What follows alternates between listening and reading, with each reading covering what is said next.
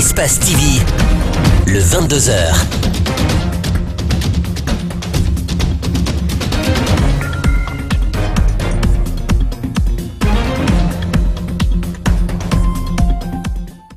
Bonsoir à tous. À la une de l'actualité nationale, un collectif vient de voir le jour pour recueillir et suivre les dons offerts aux déguerpis. La naissance de ce collectif fait suite à des rumeurs de détournement des fonds alloués aux déguerpis par des tierces. Le collectif lance un appel au chef de l'État. C'est un fait qui a créé un tollé cette semaine sur la toile, le mariage précoce d'une mineure de 13 ans à un jeune de 33 ans à Maliemberin au Fouta. Aussitôt née, cette union a été détruite grâce à la réaction des internautes. Le jeune Samba aurait été mis aux arrêts. Au Sénégal, le Conseil constitutionnel vient de valider les résultats de l'élection présidentielle du 24 février dernier. Macky Sall, le président réélu, s'est exprimé, vous l'entendrez dans ce journal. Bienvenue à tous. Fin ce mercredi de la semaine de formation de quelques organisations de la société civile à Conakry. À travers cette formation qui a duré 3 jours, le ministère du Budget a voulu renforcer les capacités techniques de ces structures qui sont des partenaires du gouvernement. Cette clôture a été présidée par le Premier ministre Mohamed Valek Touré et Thierno Sadouba. C'est une variété de thèmes qui a été passée en revue au cours de ces 3 jours de formation initiés par le département en charge du budget et les partenaires au développement dans le but d'échanger sur la problématique budgétaire. L'ambition est de conduire la modernisation et l'assainissement des finances publiques avec la participation des acteurs de la société civile. Nous voulons construire avec la société civile guinéenne, dans le cadre de ce partenariat nouveau, un système de gestion financière publique plus efficace, plus transparent, plus efficient au bénéfice de nos concitoyens. Dans le cadre de l'exécution de son plan d'action, le gouvernement se dit engagé à promouvoir avec la société civile guinéenne un système de gestion de finances publiques au bénéfice des citoyens. Les participants à cette session ont parlé de l'importance de cette session et de l'acquisition des notions en matière de budget. Nous avons retenu que l'objectif est en commun, c'est-à-dire le travail que fait le gouvernement au quotidien et le travail que fait la société civile au quotidien contribue à l'amélioration des conditions de vie des citoyens. La société civile est le meilleur relais auprès des populations pour une adhésion populaire aux réformes. L'un des problèmes qu'on a dans ce pays, c'est la mauvaise information. Par exemple, nous avons engagé la lutte contre la corruption, la lutte pour améliorer le processus budgétaire, mais ceux qui sont le relais entre la société et le budget et le gouvernement ne sont pas informés. Parfois, ils ne sont pas formés. Au cours de ces 3 jours de partage d'expérience, les participants ont chacun défini l'essence du budget et ils comptent accompagner le gouvernement en prônant la transparence dans la gestion des finances publiques. Je vous le disais à l'instant, un collectif chargé de recueillir tous les dons destinés aux déguerpis de Kaporoukhaï est né. Vu les nombreux actes de solidarité et les annonces de levée de fonds en Guinée et à travers l'étranger, ces familles ont décidé de mettre en place un collectif pour le suivi de ces actions. La naissance de ce collectif a été rendue publique ce mercredi au cours d'un point de presse sur le site démoli où Minatou Sidibé et Aliouba. Ce collectif est mis en place pour collecter les différents dons destinés aux familles victimes du déguerpissement. Une commission pour s'occuper du relogement des victimes a été créée au sein de l'organisation. Une autre s'occupera de la santé et de l'éducation des enfants des familles victimes. L'aide qui est en train de se manifester et qui tarde à se matérialiser sur le terrain soit coordonnée par le collectif. Il y a des personnes qui ont des maisons, qui ont de la nourriture ou d'autres choses, que ces personnes-là passent par le collectif pour que les choses soient organisées. Selon le chargé de communication du collectif, plus de 9000 personnes sont concernées par ce déguerpissement. 83 familles sont sans abri et les enfants ne vont plus à l'école.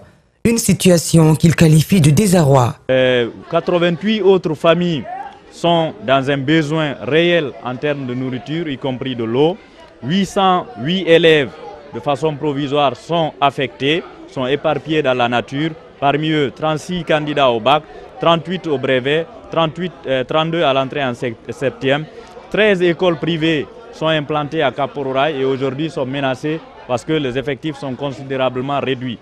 Le collectif a profité de ce point de presse pour interpeller l'État pour qu'il vienne s'enquérir de la situation qui prévaut à Kapororaï. Ce serait important, au nom de l'unité nationale, que le président de la République, puisque nous sommes après tout ses citoyens, qu'il puisse penser à cette population, qu'il puisse faire un tour sur place pour voir exactement si ce qu'il a dit, c'est ce que son ministre est en train d'exécuter. Et dans ce cas-là, on ne pourrait pas comprendre que le même président de la République dénonce la casse de 98 qu'il qualifie de sauvage et qu'il ordonne une casse similaire. Un autre collectif a été créé au Sénégal au nom de tous les déguerpis de Kapororaï. Le 1er mars dernier, la Guinée célébrait l'an 59 de sa monnaie. De nouvelles coupures ont par la même occasion été mises en circulation.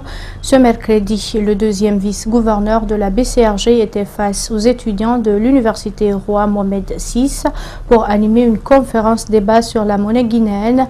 C'est une initiative qui s'inscrit dans le cadre de la célébration du 59e anniversaire de la création du franc guinéen.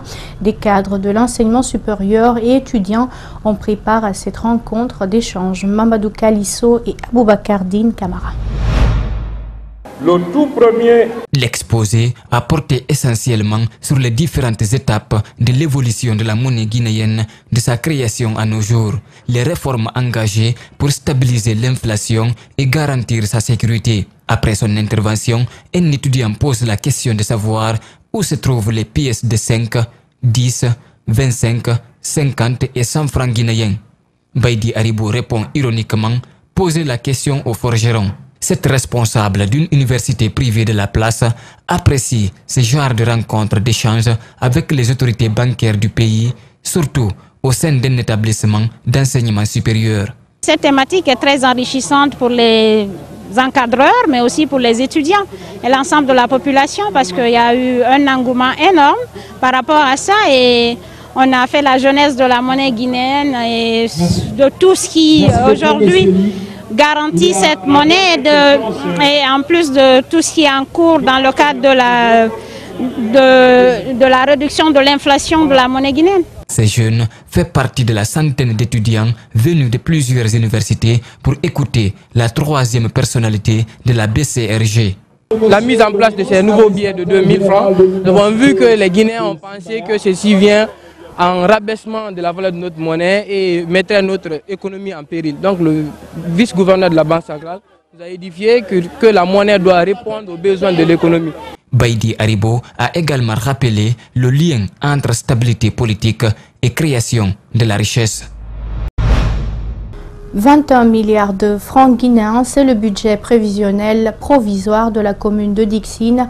Les conseils étaient réunis ce mercredi pour leur première session. Plusieurs questions liées aux préoccupations des populations de Dixine ont été débattues au cours de cette rencontre. C'est d'ailleurs un exercice auquel se soumet la plupart des maires à travers le pays. C'est un compte rendu de Bintou Traoré et Tierno Sadouba rendu par Abdourahmane Ba. Sur 37 conseillers communaux, 35 étaient présents à cette session budgétaire de la commune de Dixine. Il s'agissait au cours de cette rencontre de discuter, d'amender et d'adopter le budget annuel de 2019. Il y a des commissions techniques de travail qui composent la mairie de Dixine, qui ici sont au nombre de 7. Il y a au niveau de ces 7 commissions la commission économique et financière. La logique voudrait que ce soit cette commission qui travaille sur l'élaboration du projet de budget. Ensuite, au moment de la session, les conseillers se retrouveront pour voir est-ce que ce qui est prévu dans cette proposition est bon. Après la validation de ce budget prévisionnel qui s'élève à plus de 21 milliards de francs guinéens, plusieurs travaux pourraient être réalisés dans la commune pour satisfaire les citoyens. C'est la première fois que la commune accède à un tel budget. Donc si ce budget, ce montant est obtenu, je ne dis pas que du miracle va être fait, mais Dixine opérera un nouveau changement. L'adoption du budget a une importance capitale pour les habitants de la commune. Le représentant du gouvernorat de la ville de Conakry souhaite que le montant soit utilisé pour répondre aux attentes de la population.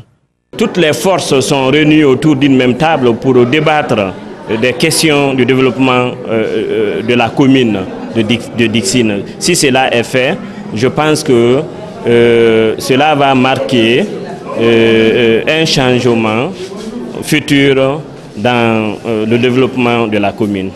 Comme Dixine, l'ensemble des communes de Conakry et de l'intérieur du pays ont entamé ce type de session. Autre chose dans ce journal, les risques liés à l'utilisation du mercure dans l'exploitation des mines au cœur d'une rencontre ce mercredi à Conakry.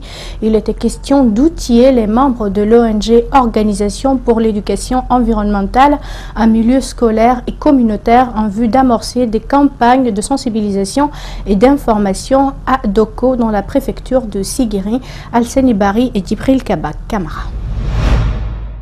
C'est sur le thème « Les dangers liés à l'utilisation du mercure dans l'exploitation artisanale de l'or sur l'environnement et la santé humaine » que s'est tenue cette rencontre.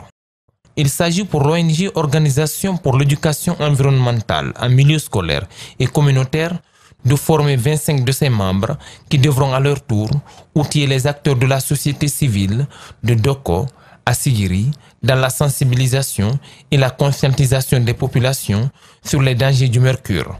Nous comptons vraiment mener une campagne de sensibilisation en langue nationale, malinké, comme c'est la région de Siguiri, et en français, et aussi en se basant concrètement des enfants et de l'école, du terroir de Doko, l'école au niveau collège, qui vont véhiculer des messages très éducatifs sur les dangers liés à l'utilisation du mercure.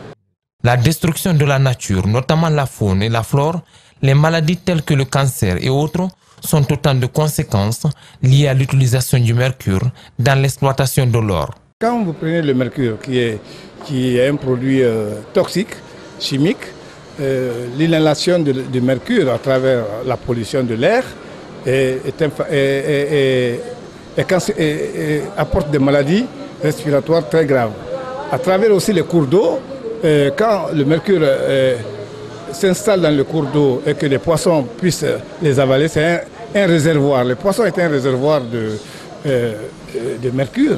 La consommation humaine de ce poisson aussi amène des effets très, très dangereux sur la vie de l'homme. Notons que ce projet coûte environ 15 000 $ et cette formation devra durer 2 jours.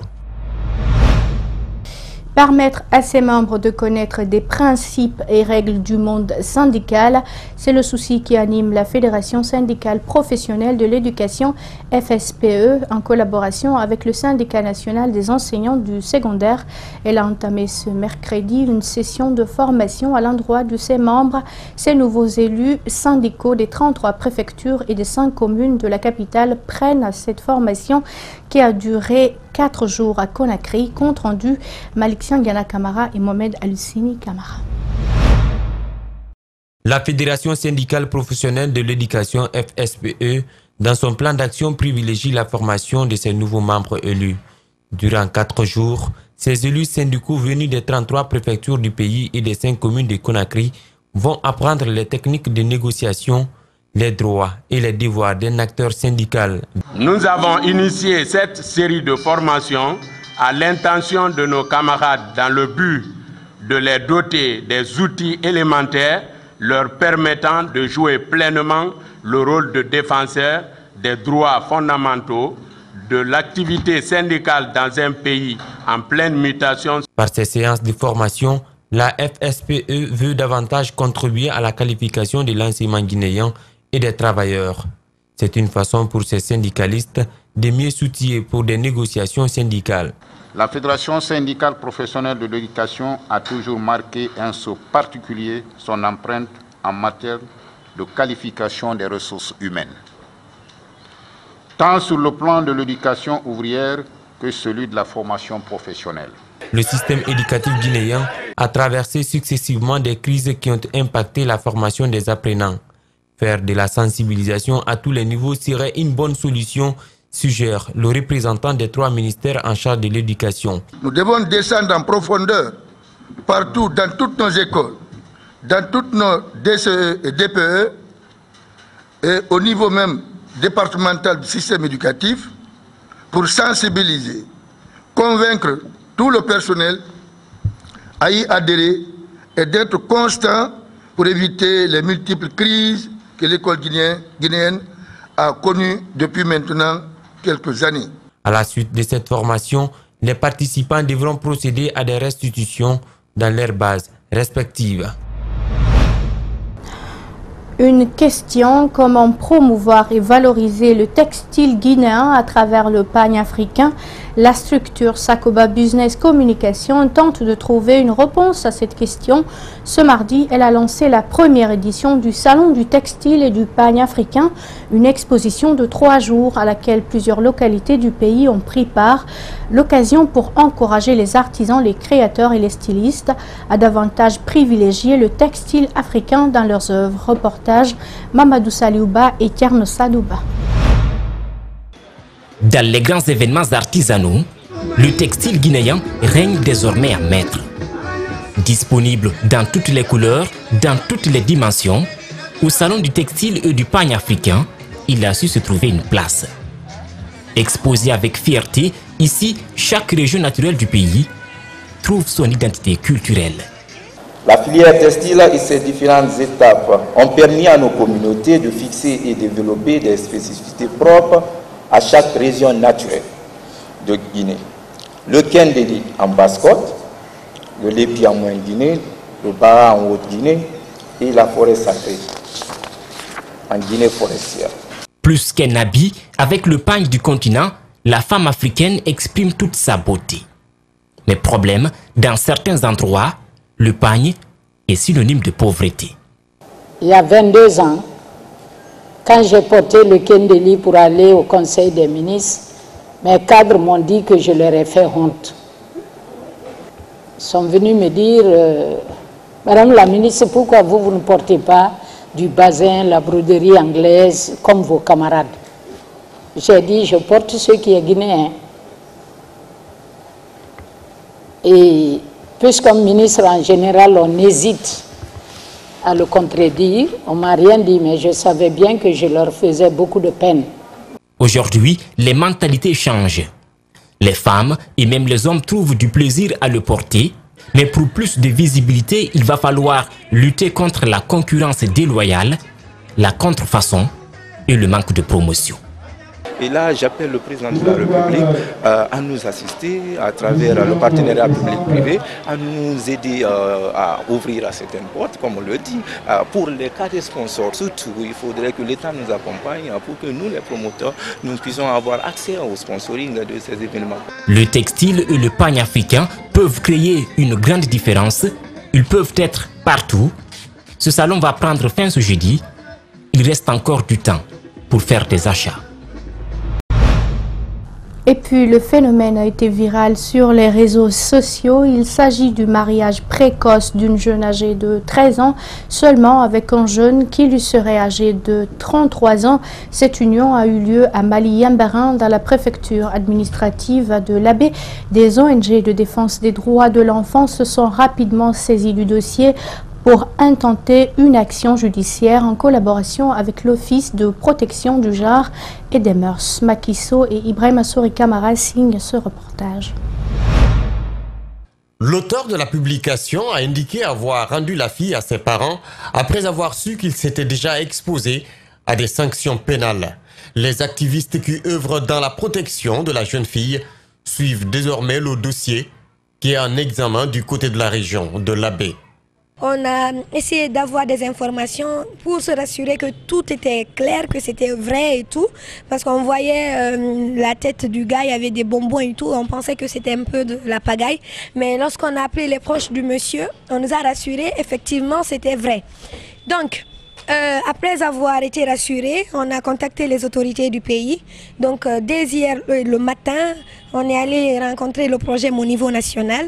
Avant de procéder à la triangulation pour identifier l'auteur, plusieurs ONG avaient exprimé leur indignation face à ce fléau qui continue d'être un mode de vie chez la plupart des populations.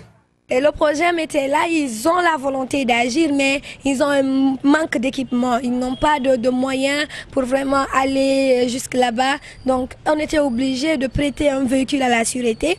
Et aussi, ils nous ont demandé le prix du carburant. Et c'est une personne de bonne volonté qui a bien voulu nous aider parce que nous sommes des jeunes filles, on n'a pas de moyens et tout. Donc, on a acheté du carburant et puis on a mis à leur disposition pour qu'ils se rendent sur les lieux. Donc, c'est en ce moment maintenant, les autorités aussi locales ont saisi le dossier, ils se sont rendus compte qu'il y a effectivement une famille là-bas qui a célébré un mariage. Donc ils ont arrêté le gars en attendant que l'équipe de l'ABN arrive. Le service en charge de la répression de ces différentes pratiques dans nos sociétés est souvent confronté à une délimitation de compétences à partir de l'intervention du parquet qui relève du ministère public. Ailleurs dans le monde, au Sénégal, après l'annonce de la victoire de Macky Sall le 28 février à l'issue de l'élection présidentielle, le Conseil constitutionnel vient de confirmer les résultats. Le président Macky Sall s'est exprimé après la validation de ces résultats du premier tour de l'élection du 24 février dernier. Suivi. L'issue du vote montre que vous m'avez renouvelé votre confiance. En m'accordant une forte majorité de 58,26% des voix qui se sont exprimées. Vous avez ainsi fait le choix de la continuité pour la mise en œuvre du plan Sénégal émergent dans la paix et la stabilité. Je m'en réjouis et rends grâce à Dieu. À Alger, plusieurs milliers d'étudiants ont à nouveau défilé le mardi 5 mars dans la capitale et dans plusieurs villes d'Algérie contre la 5e candidature du président Abdelaziz Bouteflika, sourd aux promesses du chef de l'État de réformer et de ne pas aller au bout de son mandat.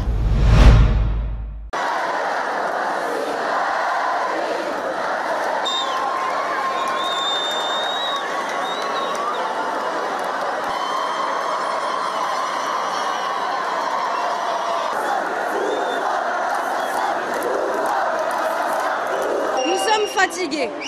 Le peuple est fatigué. Ça fait, pour la majorité d'entre nous, on n'a pas connu d'autres présidents. Il est temps de changer les choses. باسكو ملينا من هاد 20 سنه وما يحكموا فينا غمضنا عينينا بزاف رقدنا بزاف دوكا جا الوقت باش الشعب كاع يفطن ماشي غير المواطنين مام لي زيتيديون راهم واعيين الشباب تاعنا كاع راه واعي واش راه يدير حنايا طلاب جامعه الجزائر تلمينا كاع في لاكروند بوست باش نبينوا ونوضحوا لهاد السلطه بلي ماناش قابلين بالعهده الخامسه ماشي غير العهده الخامسه جميع النظام.